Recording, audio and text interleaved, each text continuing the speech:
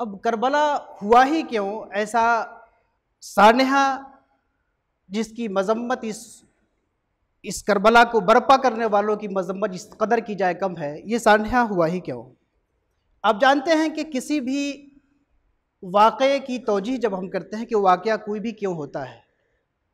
तो उसके दो रुख होते हैं उसकी तौजीह करने की। एक रुख तो ये होता है कि क़ज़ा व क़दर का मसला है, अल्लाह की मशीयत में, अल्लाह की मशीयत में ये शामिल था, ऐसा मुक़द्दर था, ऐसा हो गया। ज़ाहिर सी बात है, अल्लाह रब्बुल इज़्ज़त ने फरमाया वल्लाहु खलक़कुम व मा तामलून, अल्लाह ने तुमको भी पैदा किया, तुम्हारे अमाल को भी पैदा किया। तो एक तो तकदीर की तरफ बात आ जाती है, जिसके हवाले से ज़बान बंद करने के सिवा कोई चारेकार नहीं है। अलबत्ता चूँकि अल्लाह रब्बुल इज़्ज़त की शान है कि हुवा यसअल वला युसअल, अल्लाह सबका एहतिसाब करने वाला है, अल्लाह के क़ज़ा व क़द्र के बारे में कोई एहतिसाब करने वाला, कोई एतराज़ करने का किसी को हक़ नहीं है। यह हमारा अक़ीदा है। तो क़ज़ा व क़द्र पे सवाल और एतराज़ तो नहीं हो सकता, लेकिन क़ज़ा व क़द्र के जो फ़ैसले होते हैं उन फ़ैसलों के पीछे हिकमतें क्या हैं, अहले ईमान अपनी बसीरत के मुताबिक, अपने ईमान के मुताबिक, अपनी कोशिश के मुताबिक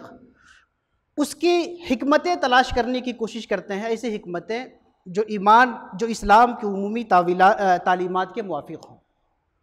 तो अब सवाल यह है कि क़ज़ा व क़द्र पे तो एतराज़ नहीं किया जा सकता, लेकिन ये जानने की कोशिश की जा सकती है कि इसके पीछे हिकमत क्या थी। वाक़े करबला के पीछे अगर ये क़ज़ा व क़द्र का फ़ैसला था तो इसके पीछे हिकमत क्या थी, क्या चीज़ें इससे निकल के सामने आई।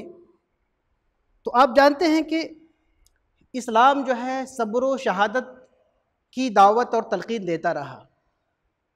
और ख़ुद नबी करीम सल्लल्लाहु ताला अलैहि वसल्लम ने सब्र की आखिरी हद को आपने निभाया। आप सल्लल्लाहु अलैहि वसल्लम, एक रिवायत में है कि आप सल्लल्लाहु अलैहि वसल्लम ने फरमाया कि जितनी मुसीबतों और अज़ियतों से मैं गुज़रा, उतनी मुसीबत से कोई और दूसरा नहीं गुज़रा, शाबी अबी तालिब का जिक्र करते हुए। फिर आपके अहले बैत, इस्लाम जिस दावत को लेके आया था और उस दावत में सब्र व शहादत की तालीम थी, अहले बैत ने उसको अमली तौर पर करके या अहले बैत से उसको अमली तौर पे करा के हक़ ताला ने ये पैगाम दे दिया कि इस्लाम ने जो भी तालीम दी है वो सिर्फ़ बाहर वालों के लिए नहीं, बल्कि रसूल अकरम सल्लल्लाहु ताला अलैहि वसल्लम ने जो कुछ कहा उसका अमल पहले उनके घर में हुआ, सब्र उनके घर में, सब्र की इंतहा उनके घर में हुई, शहादत की इंतहा, मज़लूमियत की इंतहा उनके घर में हुई। तो सब्र व शहादत जो तालीम और तलक़ीन थी इस्लाम की, ये